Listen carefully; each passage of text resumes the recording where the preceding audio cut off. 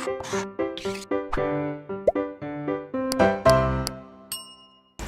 Students, welcome back to Blueprint Digital. मैं हूँ आपकी अपनी शालिनी मैम।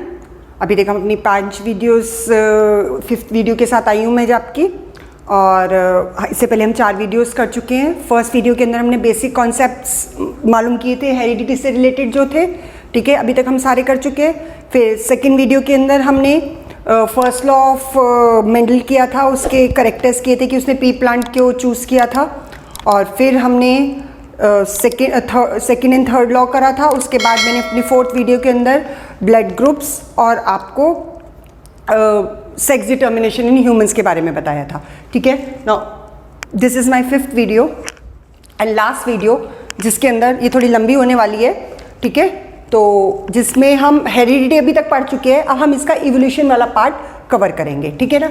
तो हेरिडिटी एंड इवोल्यूशन। अब एवोल्यूशन क्या होती है, यहाँ से स्टार्ट करते हैं। एवोल्यूशन होती क्या है basically? Gradual change in traits character of an organism from pre existing organism.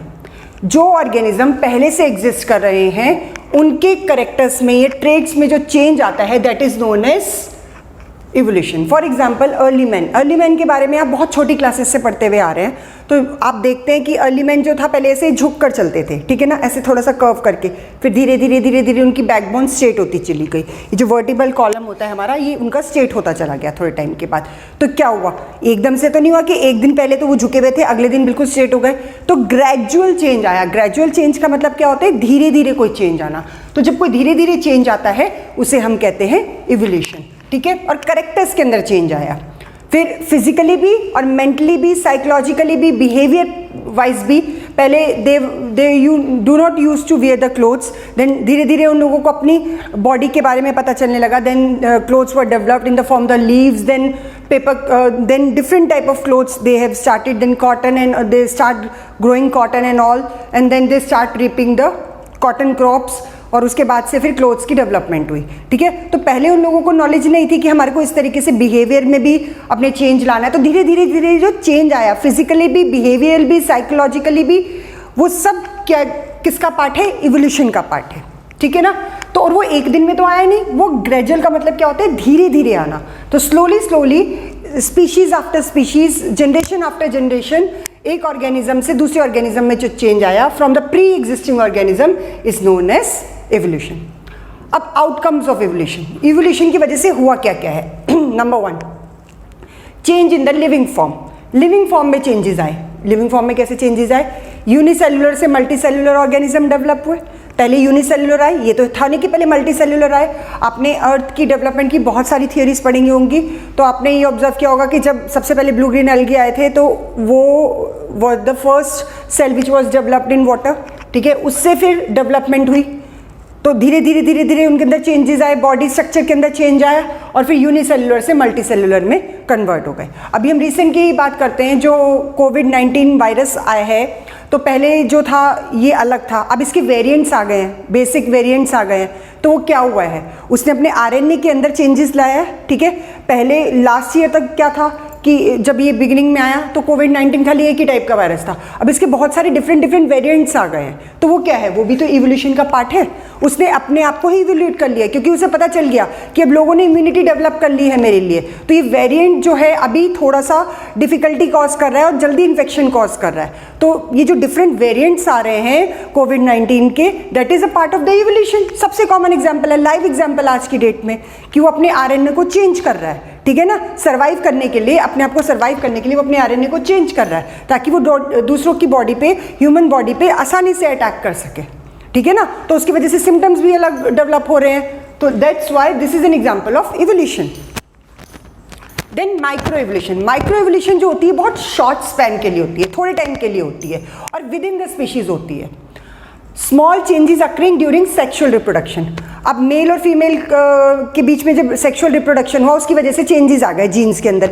एक जीन के अंदर चेंज आए या बहुत सारे जीन के अंदर चेंज आए, पर एक स्पेसिफिक स्पीशीज के अंदर चेंज आए, ठीक है। That is called micro evolution. ये बहुत एक पर्टिकुलर स्पीशीज में होती है और शॉर्ट स्पैन के लिए होती है, ठीक है, बहुत लंबे टाइम तक नहीं चलती। अब एक फीचर्स कुछ जनरेशन में आगे कैरी फॉरवर्ड हुए, ठीक है, तो वो फीचर्स चलेंगे, फिर आगे हेरिडिट होंगे या नहीं होंगे, वो डिपेंड करता है। तो ये विद इन द स्पीशीज होते हैं। देन मैक्रो एवोल्यूशन जो होती है ये विद इन द स्पीशीज भी हो सकती है और आउटसाइड द स्पीशीज भी हो सकती है। स्पीशीज के अंदर भी हो सकती है और स्पीशीज से बाहर भी हो सकती है, उसे हम कहते हैं मैक्रो एवोल्यूशन, ठीक है ना, जिसकी वजह से नई नई स्पीशीज डेवलप होती है। जैसे कि डॉग की इतनी सारी स्पीशीज डेवलप हुई हैं और ह्यूमंस में इतने सारे अलग अलग रेसेस हैं, तो वो किस वजह से, that is the part of the macro evolution, ठीक है। वो स्पीशीज के अंदर भी हो सकती है, स्पीशीज से बाहर भी, और that is for long term, long span के लिए होती है, लंबे समय के लिए होती है। तो बेसिक डिफरेंस माइक्रो और मैक्रो में ये होता है कि माइक्रो जो होती है वो सेक्सुअल रिप्रोडक्शन के टाइम पे जीन से ट्रांसफर होती है, एक जीन से हो सकती है, दो जीन से हो सकती है। और मैक्रो जो होती है ये विद इन द स्पीशीज भी होती है और आउटसाइड द स्पीशीज भी होती है। ओके, आई होप आपको ये क्लियर हो गया होगा। तो outcomes of evolution, change in living form हुए, माइक्रो हुआ, मैक्रो हुआ। Now let's come to the proof, evidence. हमें कैसे पता चलेगा कि एवोल्यूशन हुई है? कोई एविडेंस तो होगा, तो बहुत सारे एविडेंसेस हैं, वो अब हम डिस्कस करते हैं। Okay students, evidence of organic evolution. हमें कैसे पता चलेगा कि ऑर्गेनिक एवोल्यूशन हुई है? हमने आउटकम्स तो देख लिए कि हाँ इसकी वजह से ये हुआ, बट हमें कैसे पता चला कि ऑर्गेनिक एवोल्यूशन हुई है? इसके लिए कुछ एविडेंसेस हैं, ठीक है। इसमें सबसे पहले आता है मॉर्फोलॉजिकल एविडेंस। मॉर्फोलॉजिकल एविडेंस क्या होते हैं? जो जिसके अंदर हम कंपैरेटिव स्टडी करते हैं इंटरनल और एक्सटर्नल ऑर्गन्स की, फीचर्स की, ठीक है, कि इन ऑर्गेनिजम्स में ये है, इन ऑर्गेनिज्म में ये है, इनके फंक्शंस ऐसे परफॉर्म करते हैं, ये फंक्शन डिफरेंट परफॉर्म करते हैं, तो वो सब हम इसके अंदर स्टडी करते हैं। इसके अंदर पहला आता है हमारा वेस्टिजियल ऑर्गन, ठीक है। वेस्टिजियल ऑर्गन क्या होते हैं? वो ऑर्गन जो कि किसी टाइम में पास में वर्किंग थे, आज वो वर्किंग नहीं है, ठीक है। पास में वो काम करते थे, आज वो काम नहीं करते हमारी बॉडी में या किसी भी ऑर्गेनिज्म की बॉडी में। इसका कॉमन एग्जांपल है ear pinna, these are ear pinna, ठीक है। कोई यूज़ नहीं हमारी बॉडी में, बट है, पास में हुआ करता था इनका यूज़, ठीक है, तो प्रोटेक्शन के लिए। और अपेंडिक्स, ठीक है, अपेंडिक्स का आपने सुना होगा, अपेंडिक्स का ऑपरेशन होता है कि तो डॉक्टर इमीडिएटली निकाल देते हैं, जरा सा भी पेन हुआ, कोई काम ही नहीं हमारी बॉडी में, उसका कोई यूज़ ही नहीं है। हमारी टेल बोन है, टेल बोन हमारे को ये प्रूफ करती है कि हमारी पास में टेल हुआ करती थी, ठीक है ना, तो वो टेल बोन उसी की वो है, कोई यूज़ नहीं है उसका। तो ये सारे जो ऑर्गन्स हैं जो किसी टाइम पे वर्किंग थे, आज किसी काम के नहीं है, इन ऑर्गन्स को हम कहते हैं वेस्टिजियल ऑर्गन। तो ये हमारे को प्रूफ करते हैं कि हाँ एवोल्यूशन हुई है। इसका मतलब पहले ईयर पिन्ना कुछ करता होगा तभी तुम्हारी बॉडी में, बेफालतू में तो हमारी बॉडी में आया नहीं होगा। अपेंडिक्स का भी कुछ काम रहा होगा हमारी डाइजेशन के अंदर, तभी तो वो हमारी बॉडी में था, अब वो काम नहीं करता, उसका कोई यूज़ नहीं है, ठीक है। तो ये ऑर्गन्स भी प्रूफ करते हैं कि हाँ इवोल्यूशन हुई है। उसके बाद आते हैं दो टाइप के और ऑर्गन्स आते हैं, analogous organs and homologous organ, ठीक है। एनालॉगस ऑर्गन कौन से होते हैं? जिनका बेसिक ओरिजिन और स्ट्रक्चर सेम होता है। ओरिजिन मतलब फॉर मेरे आर्म्स कहाँ से आ रहे हैं, यहाँ शोल्डर के पास से आ रहे हैं, ये इसका ओरिजिन है। मेरी लेग्स कहाँ से आ रही हैं, थाइस के पास से आ रही है, ये इसका ओरिजिन है। तो ओरिजिन और structure same, but function different होता है डिफरेंट एनिमल्स में। ओरिजिन और स्ट्रक्चर सेम, ओरिजिन भी सेम है, स्ट्रक्चर भी सेम है, बट फंक्शन अलग अलग है, काम अलग अलग करते हैं। भाई दिखने में सब एक जैसे हैं, ठीक है, स्ट्रक्चर वाइज, बट काम अलग अलग परफॉर्म करते हैं डिफरेंट एनिमल्स के अंदर, उन्हें हम कहते हैं एनालॉगस ऑर्गन। भाई अगर काम सेम करते हैं, बेसिक ओरिजिन और स्ट्रक्चर सेम है, अगर एक जैसे दिखते हैं, तो कहीं से तो इवोल्यूशन हुई है। इसका मतलब बहुत पास में जाकर कहीं ना कहीं सेम रहे होंगे, तभी तो वो वैसे निकल कर आए, ठीक है ना। तो भाई कहीं ना कहीं तो स्ट्रक्चर सेम रहे होंगे बहुत बहुत बहुत एंसेस्टर्स में। तो इससे भी पता चला कि धीरे धीरे धीरे इवोल्यूशन आ गई, उनके फीचर्स चेंज हो गए, नई नई स्पीशीज डेवलप हो गई, macro evolution. Okay, for example 4 limbs of frog, lizard, bird and human being. 4 limb क्या होते हैं आपको पहले ये क्लियर कर ले हम। आपने एनिमल्स को 4 legs के ऊपर चलते हुए देखा है, डॉग को 4 legs के ऊपर चलते हुए देखा है। तो आगे वाली जो 2 legs होती है उन्हें 4 limbs कहा जाता है, और जो पीछे वाली 2 legs होती है उन्हें हिंड limbs कहा जाता है, ठीक है, ऐसे होता है। तो हमारे 4 limbs क्या हैं? ये हमारे हैंड्स हैं, क्योंकि हमारे जो डेवलपमेंट हुई, इवोल्यूशन हुई, उसकी वजह से हमारे जो 4 limbs हैं वो किस में डेवलप हो गए? हैंड्स में, क्योंकि we are standing on a 2 legs। 2 legs जो हमने हिंड लिम्स थी उसको एज अ लेग यूज़ करना शुरू कर दिया, और अपने 4 limbs को हमने एज अ हैंड्स यूज़ करना शुरू कर दिया। तो ये इवोल्यूशन के अंदर आ गया, ठीक है। बट जो एनिमल्स होते हैं जैसे डॉग हो गया, बाकी सारे जितने भी मैमल्स हैं या एनिमल्स हैं वो 4 लेग्स के ऊपर चलते हैं। तो आपने देखा होगा मंकी को भी वो आगे वाले दोनों हाथों को 4 लिम्स को यूज़ करता है खाने के लिए, ठीक है। डॉग भी कभी कोई बोन पकड़ता है या कोई ईटेबल्स पकड़ता है तो उसको आगे वाली दोनों लेग्स से पकड़ता है, पीछे वाली दोनों लेग्स से तो नहीं पकड़ता। तो कहीं ना कहीं तो कुछ रिजेंबल कर रहा है ना। ऐसे ही होता है अगर हम फ्रॉग के, लिजर्ड के और बर्ड के और ह्यूमंस के 4 लिम्स को देखें, 4 लिम्स को देखें तो इनका जो स्ट्रक्चर होगा, बोन का जो स्ट्रक्चर होगा वो सिमिलर होगा। आपके एनसीईआरटी बुक में गिवन है, आप वहाँ पर देख सकते हैं, ठीक है। तो इनका जो ओरिजिन भी सेम है, स्ट्रक्चर भी सेम है, बट फंक्शन अलग है। फ्रॉग किस लिए यूज़ करते हैं? होपिंग के लिए। लिजर्ड किस लिए यूज़ करती है? क्रॉलिंग के लिए। बर्ड किस लिए यूज़ करती है? होपिंग के लिए, ठीक है। फ्लाई के टाइम पे तो उसको यूज़ ही नहीं पड़ता उसका। ह्यूमंस किसके लिए यूज़ करते हैं? अपनी डेली एक्टिविटीज़ के लिए। 4 लिम्स का किस लिए हम यूज़ करते हैं? लिखने के लिए, खाने के लिए, ड्रिंकिंग के लिए, जो भी डेली एक्टिविटीज़ होती है वो सारे। तो स्ट्रक्चर तो सबके अंदर, चारों के अंदर सेम है, बट डिफरेंस कहाँ पर आ गया? फंक्शन में। Okay, then wings of birds and flippers of whale. अब बर्ड के विंग्स और अगर व्हेल्स का फ्लिपर्स का हम ओरिजिन देखें और स्ट्रक्चर देखें, सेम होता है, ठीक है, बट फंक्शन अलग परफॉर्म करते हैं। व्हेल्स किस लिए यूज़ करते हैं उनको? स्विमिंग के लिए, फ्लिपर्स को। और बर्ड्स किस लिए यूज़ करते हैं? फ्लाइंग के लिए। तो स्ट्रक्चर तो सेम हो गया दोनों का, विंग्स का भी और फ्लिपर्स का भी, बट फंक्शन अलग हो गए। सो this is also an example of analogous organ. Third example देखते हैं, ये हो गया, ये हो गया। 4 limbs of horse and arms of humans. Horse के 4 लिम्स और ह्यूमंस के आर्म्स, ठीक है। हॉर्स के 4 लिम्स यानी कि आगे वाली 2 लेग्स जो हो गई, और ह्यूमंस के आर्म्स हो गए हमारे, ठीक है। काम सेम है, वो स्ट्रक्चर सेम है, ओरिजिन भी सेम है, बट फंक्शन अलग है। हम लोग अपनी डेली एक्टिविटीज़ के करते हैं, वो वॉकिंग के लिए, रनिंग के लिए। तो इस तरीके से वो ऑर्गन जो ओरिजिन सेम है, जिनका स्ट्रक्चर सेम है, बट फंक्शन अलग आ जाता है, और अलग अलग एनिमल्स में, in different animals, known as analogous. बात करते हैं होमोलोगस की। अब ये जस्ट इसका रिवर्स हो जाता है, organ which have different structure. अब इनके स्ट्रक्चर अलग हो गए और ओरिजिन भी अलग हो गया, स्ट्रक्चर भी अलग हो गई, ओरिजिन भी अलग हो गया। यहाँ पर क्या था? स्ट्रक्चर भी सेम था, ओरिजिन भी सेम था, बट परफॉर्म सिमिलर फंक्शन। यहाँ पर क्या कर रहे थे? डिफरेंट फंक्शन परफॉर्म कर रहे थे। यहाँ पर रिवर्स हो गई बात, भाई ओरिजिन और स्ट्रक्चर डिफरेंट हो गया और फंक्शन सेम हो गया। तो उन एनिमल्स के अंदर उन्हें हम कहते हैं होमोलोगस ऑर्गन। इसके एग्जाम्पल है wings of birds, wings of insects. Birds के विंग्स जो होते हैं, ठीक है, इनका फंक्शन सेम है। विंग्स ऑफ बर्ड्स वो भी फ्लाई करने के लिए काम आते हैं, इंसेक्ट में भी विंग्स किसके लिए? फ्लाइंग के लिए काम आते हैं। पर इंसेक्ट के विंग्स और बर्ड के विंग्स सेम होते हैं। बर्ड के विंग्स किसके बने होते हैं? फेदर्स के। और इंसेक्ट्स के विंग देखो तो बहुत पतली सी एक लेयर होती है, ठीक है ना, मेम्ब्रेन होती है, उसके बने हुए होते हैं। तो टोटली अलग ओरिजिन, टोटली अलग उनका स्ट्रक्चर, बट फंक्शन सेम है दोनों का फ्लाइंग के लिए। Then another example, fins of fish and flippers of whale. अब फ्लिपर्स का और फिन्स का दोनों के अंदर, दोनों फिन्स का काम फिश के अंदर और फ्लिपर्स का काम व्हेल के अंदर, दोनों का काम क्या है? स्विमिंग। यानी कि फंक्शन सेम फंक्शन परफॉर्म कर रहे हैं, बट अलग कहाँ हो गए? अलग हो गए स्ट्रक्चर में। फिन्स जो होते हैं ब्लड वेसल से कवर्ड होते हैं पूरे, फ्लिपर्स जो होते हैं थोड़े फैटी बने हुए होते हैं। तो स्ट्रक्चर भी अलग हो गया, ओरिजिन भी अलग हो गया, ठीक है ना। तो दिस इज वेरी इंपॉर्टेंट, इसको स्टार मार्क कर लीजिए, प्लीज स्टार मार्क कर लीजिए इसको, ये बहुत इंपॉर्टेंट है।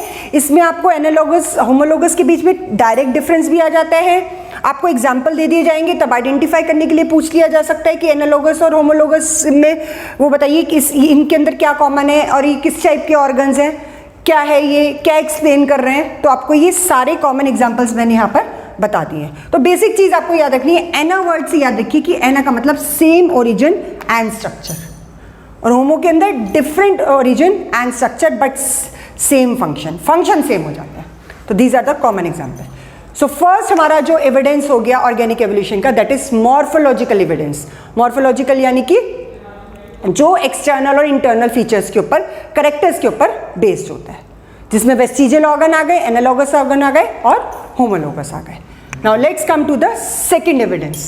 ओके स्टूडेंट, नेक्स्ट एविडेंस है फॉसिल्स। पहला हमने क्या करा? मॉर्फोलॉजिकल एविडेंस लिया, जिसके अंदर हमने 3 टाइप के ऑर्गन्स पढ़े। कौन कौन से थे? Vestigial organ, analogous and then homologous, ठीक है ना। अब फॉसिल्स क्या होते हैं पहले इस बारे में पढ़ते हैं, आपने जूनियर क्लासेस में पढ़ा भी होगा फॉसिल्स क्या होते हैं। बेसिकली जब एनिमल्स और प्लांट्स जो होते हैं वो डेड हो जाते हैं, क्या होता है उनके ऊपर लेयर सॉइल की, वाटर की, रॉक्स की, लावा की, इन सब की डेवलप होती चली जाती है। तो उसके बाद क्या होता है वो उसके अंदर कंप्रेस होते चले जाते हैं अर्थ सरफेस के अंदर, रॉक्स के अंदर, ठीक है। कभी कभी रॉक्स के अंदर से डेड रिमेन्स मिलते हैं, प्लांट्स के, एनिमल्स के। हमारे को डायनासोर्स के बारे में जो इतनी स्टडी चल रही है वो कैसे चल रही है, क्योंकि उनके जो डेड रिमेन्स हैं हमारे को ऐसे ही बरीड मिले हैं, जिसकी वजह से हम बता सकते हैं कि इतने टाइम पहले। हाँ, तो ये जितनी भी हमारे को एविडेंसेस मिलते हैं वो किसके थ्रू मिलते हैं, ज़्यादातर फॉसिल्स के थ्रू मिलते हैं, ठीक है ना। तो this is very important evidence of evolution. तो फॉसिल्स होते क्या है, dead remains of plants and animals living in the past. Animals और प्लांट्स की डेड रिमेन्स जो पास्ट में तो रहते थे अब नहीं सर्वाइव करते, अब कहीं नहीं है, उन्हें हम कहते हैं fossils. And God preserved under the earth surface, और अर्थ सर्फेस के अंदर वो प्रिजर्व हो चुके हैं, उन्हें हम कहते हैं fossils. Method of determining the age of the fossil, fossil की एज को डिटरमाइन करने के कौन कौन से तरीके होते हैं, ठीक है ना। तो इनको डिटरमाइन करने के कौन कौन से तरीके होते हैं फॉसिल को, सबसे पहले रिलेटिव मेथड। ये बहुत इंपॉर्टेंट क्वेश्चन है, ये अक्सर आ जाता है आपको, ठीक है, कि how will you determine the age of the fossil. Direct question आता है, ये ऐसे ही आता है, तो आपको मालूम होना चाहिए फॉसिल्स को हम कैसे डिटरमाइन करते हैं। 3 इंपॉर्टेंट मेथड्स हैं। सबसे पहले होता है रिलेटिव मेथड जिसे कहते हैं। अब फॉर एग्जाम्पल मैंने अभी आपको बताया कि जो फॉसिल्स होते हैं, जो डेड रिमेन्स होते हैं प्लांट के, वो क्या होते हैं सॉइल के अंदर बरी हो गए। अब सपोजिंगली ये एक प्लांट है, ये एनिमल है, ये सॉइल के अंदर बरी हो गया, इसके ऊपर सॉइल की लेयर आई, फिर वाटर की लेयर आई, फिर कंप्रेस, फिर रॉक वगैरह आ गई, फिर इसके ऊपर पेबल्स आ गए, फिर आ गया, फिर लावा आ गया, फिर ऐसे ऐसे ऐसे ऐसे। अब एक ऑर्गेनिज्म यहाँ पर डेड हुआ, ठीक है, फिर इसके ऊपर एक लेयर आ गई, फिर सॉइल की, फिर सॉइल की, फिर सॉइल की, फिर पेबल्स की, स्टोन की, रॉक्स आ गई, ठीक है।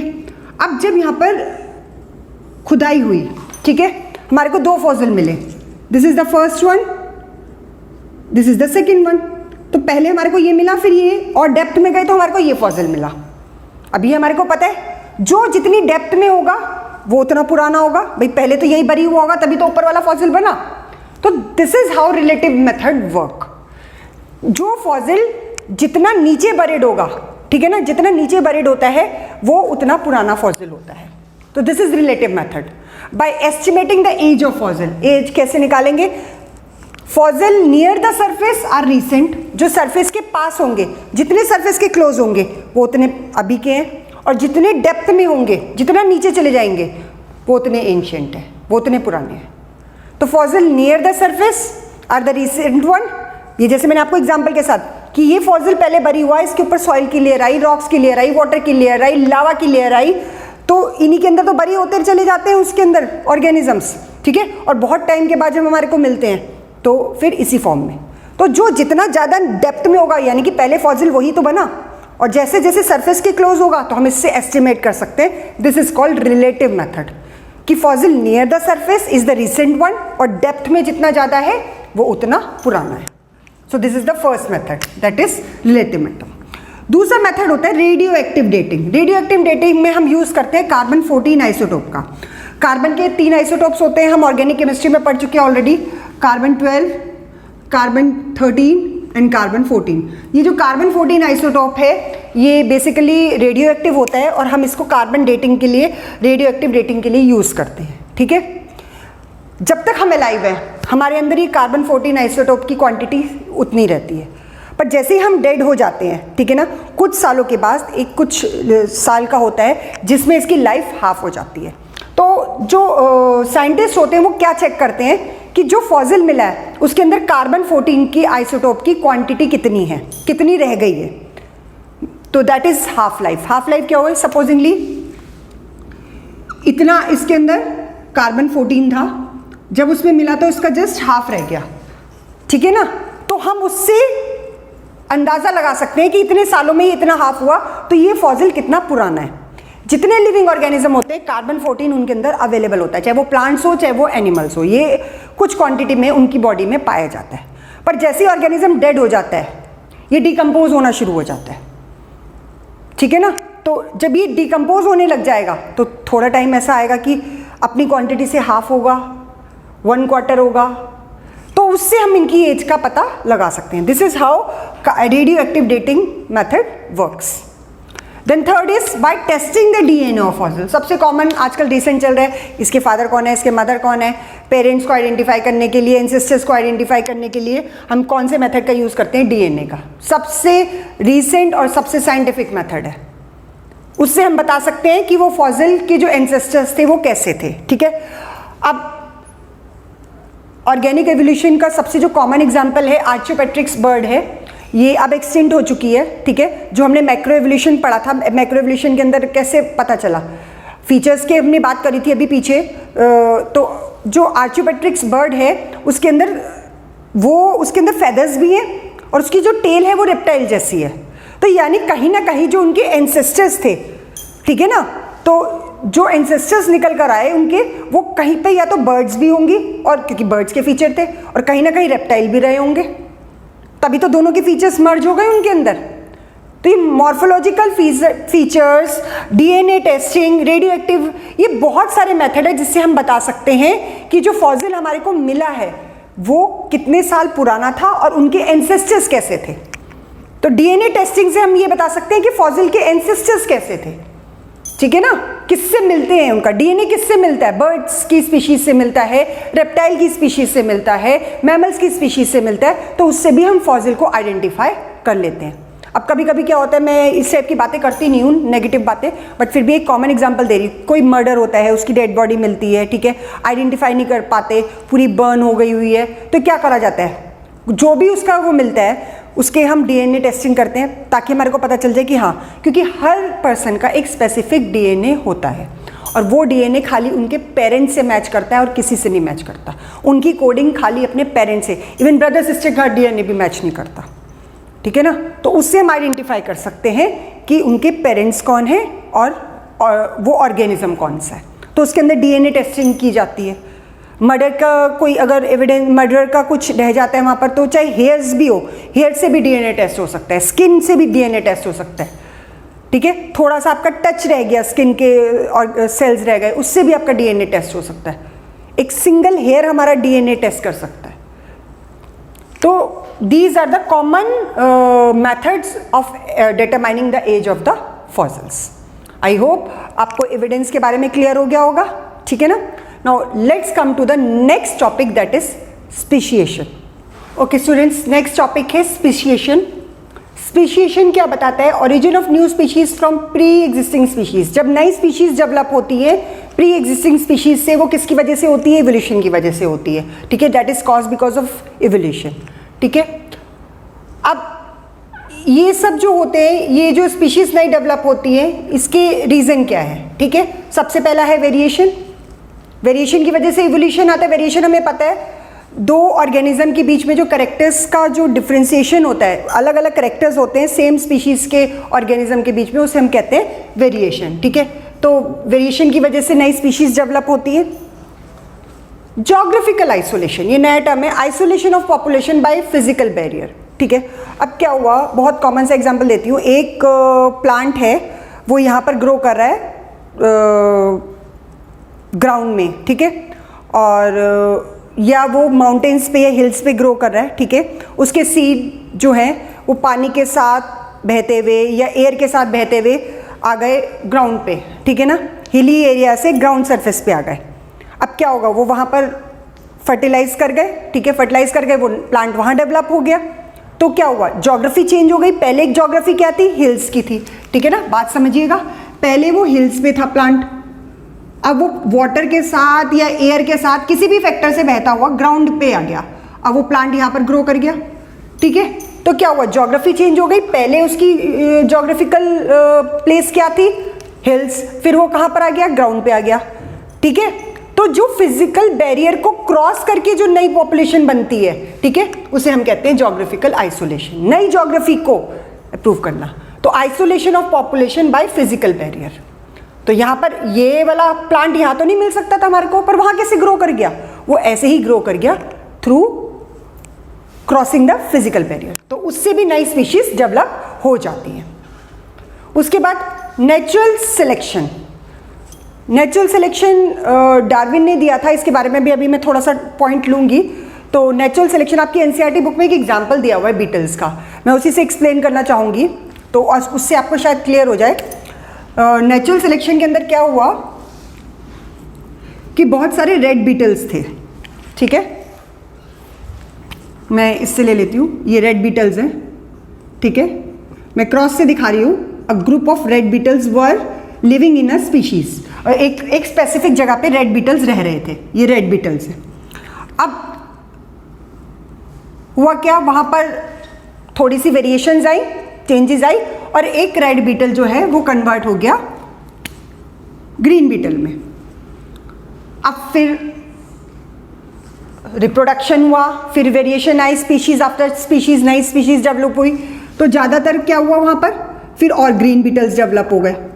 अभी जो ग्रीन बीटल्स थे इनके ऊपर, ये जो रेड बीटल्स थे पहले, इनको क्या करते थे, क्रो खा जाते थे आकर, ठीक है, क्योंकि उन्हें रेड कलर अलग से दिखाई देता था, क्रो खा जाते थे। अभी जो ग्रीन बीटल्स डेवलप हुए, ठीक है ना, अभी जो 2-4 ग्रीन बीटल्स यहाँ पर डेवलप हुए, क्रोस को ये दिखाई नहीं देते थे, क्रोस को ये दिखाई नहीं देते थे, तो क्या हुआ, इनको इसका सर्वाइवल एडवांटेज मिल गया। दे गॉट द सर्वाइवल एडवांटेज। किस चीज़ का सर्वाइवल, अपने कलर का। भाई लीफ का कलर भी ग्रीन, इनका कलर भी ग्रीन, तो दोनों सिमिलर दिखाई देने लगे, वो भी ग्रीन दिखाई देते थे, ये भी ग्रीन दिखाई देने लगे। तो अब क्रोस को इनके ऊपर तो नजर पड़ती नहीं थी, उनकी पड़ती थी किसके ऊपर, रेड बीटल्स के ऊपर, ठीक है। इनको क्या मिला, सर्वाइवल एडवांटेज। सर्वाइवल एडवांटेज किस चीज़ का मिला, कलर का मिला, ठीक है ना। तो अब ये जो रेड वाले बीटल्स थे ये धीरे धीरे फिनिश अप होने लगे इस एरिया में, तो अब ये सारे क्या हो गए, फिर ये नेक्स्ट जनरेशन में ग्रीन। अब जो ग्रीन वाले थे वो तो सर्वाइव कर रहे थे, रेड वाले खत्म होते जा रहे थे, क्योंकि क्रोस को दिखते ही रेड वाले थे, ग्रीन वालों में वो डिस्कम्फर्ट फील करते थे लीफ में और उनमें, तो उन्हें मिल गया सर्वाइवल एडवांटेज। तो अब धीरे धीरे इनकी पॉपुलेशन बढ़ती चली गई। तो क्या हुआ, रेड बीटल से एक नई स्पीशीज डेवलप हो गई, और यहां पर आ गए सारे ग्रीन बीटल्स। इस टाइप की जो वो होता है, this is called natural selection. Causes inherited trait, inherited trait क्या था, ग्रीन कलर, ठीक है, that are helpful for survival, तो they got the survival advantage. The change in frequency of some genes, इसकी डेफिनेशन और इसकी डेफिनेशन सेम कर सकते हैं, बट इसके अंदर इनको मिलता है फॉर सर्वाइवल एडवांटेज। अब इनका सर्वाइवल एडवांटेज यहां पर क्या था, ग्रीन कलर, ठीक है। अगर ये कलर यहाँ पर एक वेरिएशन नहीं आती और ग्रीन कलर के बीटल नहीं डेवलप होते, तो क्या होता है, ये सारे रेड के रेड मारे जाते, पर ये बीटल सर्वाइव करे, कलर ही तो चेंज हुआ। तो ग्रीन वाले बीटल को क्या मिला, उनकी स्पीशीज को क्या मिला, सर्वाइवल एडवांटेज, और नई स्पीशीज ग्रीन कलर के बीटल्स की डेवलप हो गई। इस तरह से स्पीशिएशन होता है, इस तरह से नई स्पीशीज डेवलप होती है। एक बीटल आया होगा, उन्होंने फर्टिलाइज किया, ठीक है, रिप्रोडक्शन हुआ, 2-4 बन गए। अब जो 2-4 बचे थे वो ही बचे रह गए, क्योंकि उनका कलर ग्रीन था, और रेड वाले सारे खत्म होते चले गए। सो इस टाइप की हम जो स्पीशिएशन करते हैं, this is called natural selection. Naturally select हो रहे हैं। नेचुरली सिलेक्ट के अंदर सबसे मेन चीज जो आपको ऑब्जर्व करनी है कि इसके अंदर survival advantage. This is the example of your NCERT. अब आती है जेनेटिक ड्रिफ्ट। जेनेटिक ड्रिफ्ट भी सेम ही होता है, the change in the frequency of the genes. आप इसमें भी कर सकते हो, इस डेफिनेशन दोनों सेम रख सकते हो। The change in frequency of some genes without any survival advantage, the change in frequency of the genes with survival advantage. इन्हें सर्वाइवल एडवांटेज मिला, इन्हें नहीं मिला। अब इसका भी एक एग्जांपल लेते हैं। बहुत सारे रेड बीटल्स थे, फिर से रेड बीटल्स ले लेते हैं हम, ठीक है।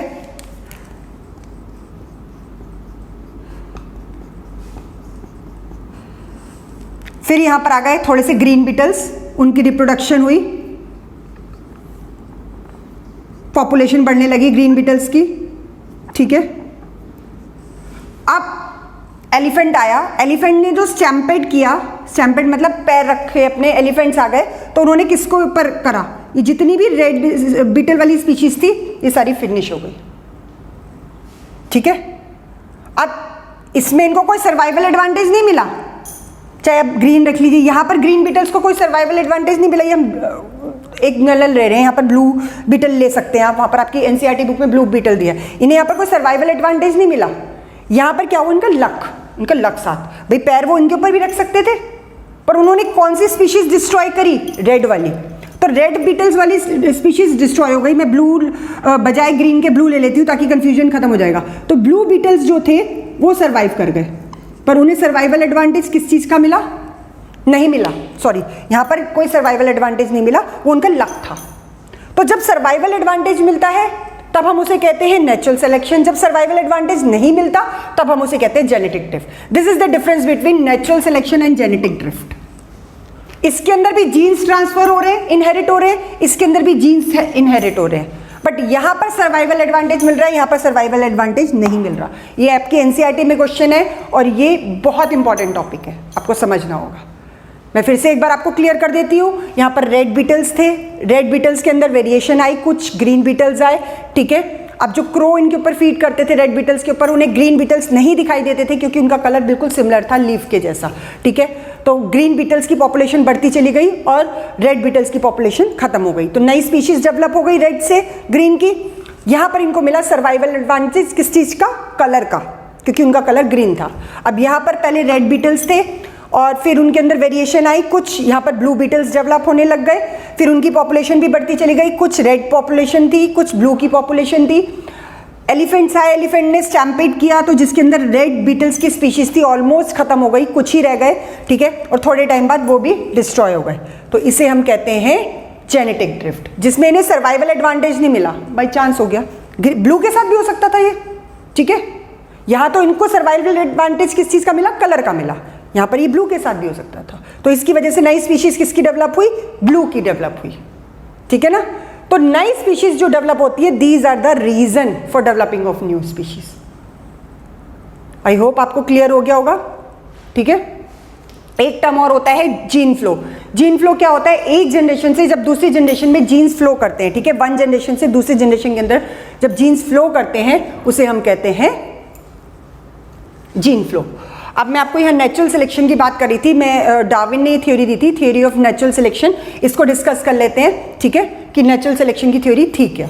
ओके स्टूडेंट्स, नेक्स्ट टॉपिक है Darwin's theory of natural selection. Natural selection मैंने आपको क्या बताया था कि जीन्स जब एक जनरेशन से दूसरी जनरेशन में पहुंचते हैं विद सर्वाइवल एडवांटेज, उन्हें सर्वाइवल एडवांटेज मिलता है। इस थ्योरी को उसने नाम दिया था डिसेंट विद मॉडिफिकेशन, ठीक है, इंप्रूवमेंट होना मॉडिफिकेशन के साथ, मॉडिफिकेशन के साथ नई स्पीशीज डेवलप होती है। अगर अपने आप को मॉडिफाई करेंगे, अगर हमारे को सर्वाइव करना है तो हमारे को मॉडिफाई करना पड़ेगा, जैसे ग्रीन बीटल्स ने करा। उनका ग्रीन कलर जो था उनके लिए एक सर्वाइवल एडवांटेज का काम किया और उन्होंने नेचुरल सिलेक्शन में हेल्पफुल रहा, ठीक है ना। अब क्या होता है, यूजुअली ओवर पॉपुलेशन होती है, सबसे पहला स्टेप उसने जो अपने पॉइंट्स दिए, ओवर पॉपुलेशन हुई किसी स्पीशीज में, ठीक है। Struggle for food and space for existence, अब ग्रीन और उन बीटल्स की एग्जांपल ले लेते हैं, तो वहाँ पर लड़ाई हुई फूड के लिए, स्पेस के लिए, एग्जिस्टेंस के लिए। जेनेटिक वेरिएशन आई तो ग्रीन कलर के बीटल्स डेवलप हुए, ठीक है। सर्वाइवल ऑफ द फिटेस्ट, कौन सर्वाइव कर गया? ग्रीन कलर के बीटल सर्वाइव कर गए, उन्हें सर्वाइवल एडवांटेज किसकी मिली? अपने कलर की मिली। Origin of the new species, नई स्पीशीज डेवलप हो गई।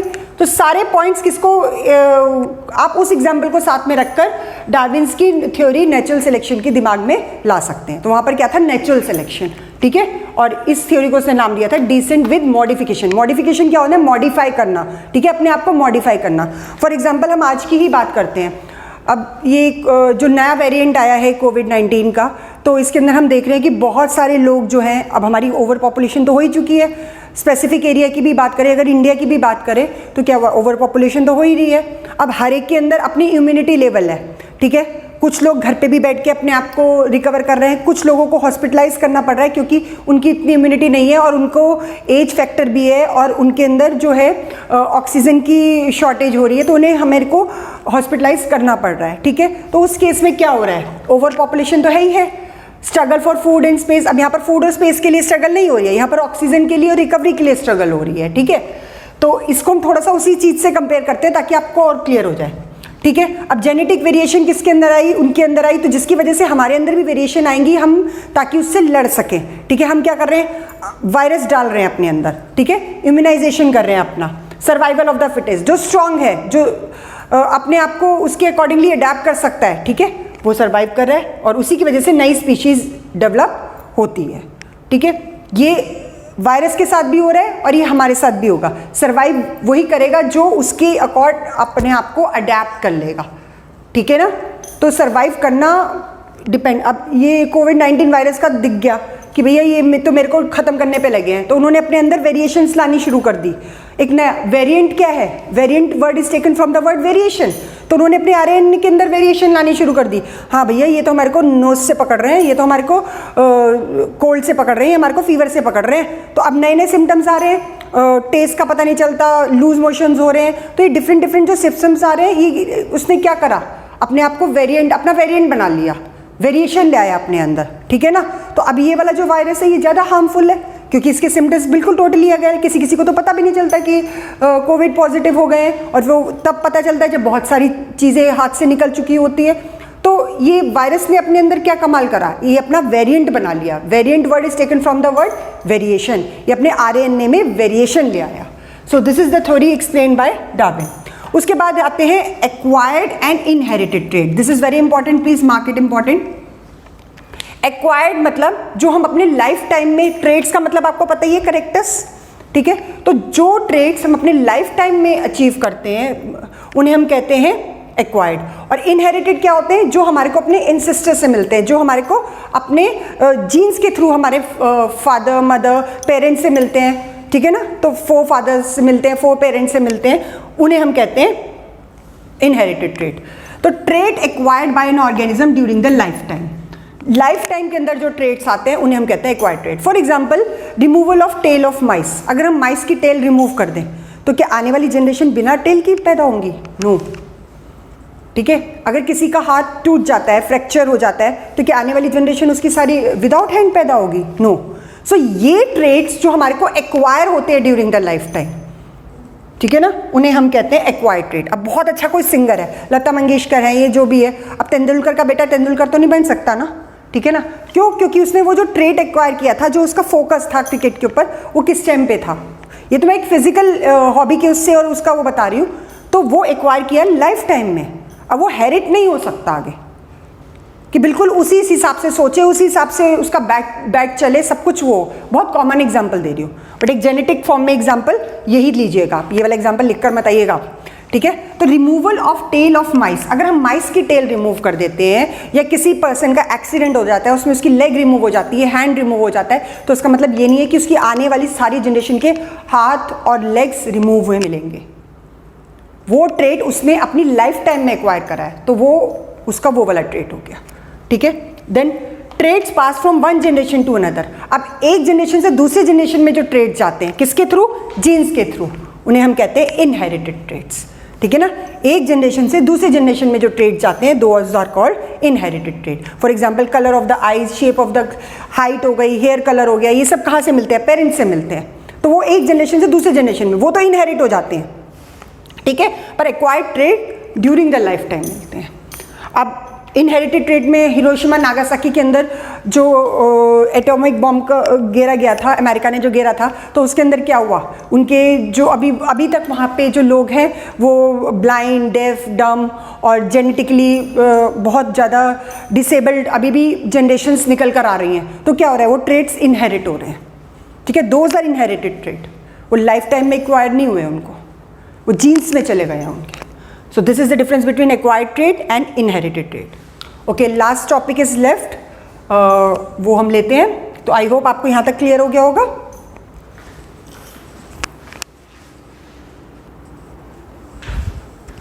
Okay, last topic है स्टूडेंट इस का आर्टिफिशियल सिलेक्शन। आर्टिफिशियल सिलेक्शन का मतलब क्या होता है, आपने थोड़ा सा 9th में भी पढ़ा होगा।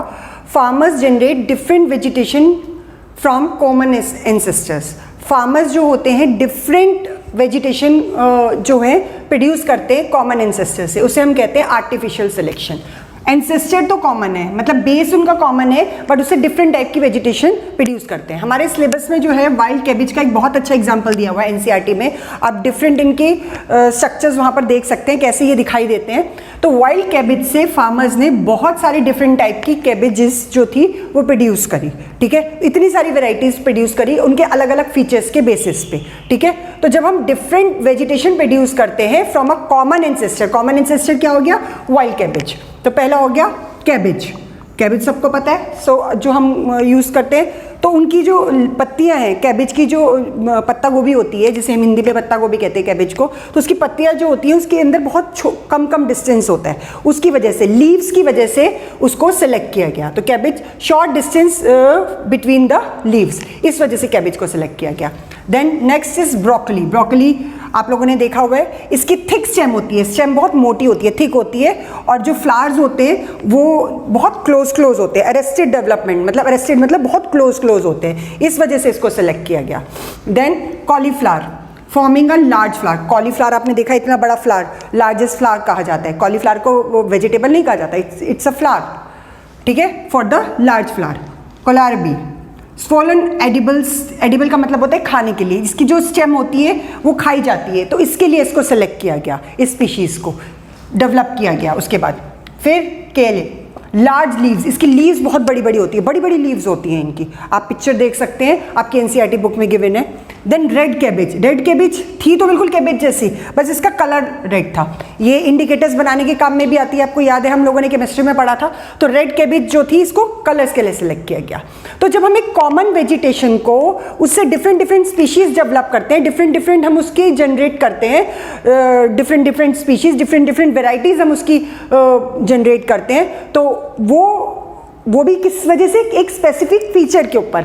जैसे कैबेज का हमने क्या लिया, उसके लीव्स के बीच में कम डिस्टेंस था। ब्रोकली को हमने उसकी अरेस्टेड फ्लावर और डेवलपमेंट के ऊपर, थिक स्टेम के ऊपर लिया। तो ये सारी वैरायटी किससे डेवलप हुई, वाइल्ड कैबेज से, और इसको हम कहते हैं आर्टिफिशियल सिलेक्शन। आई होप आप लोगों को क्लियर हो गया होगा।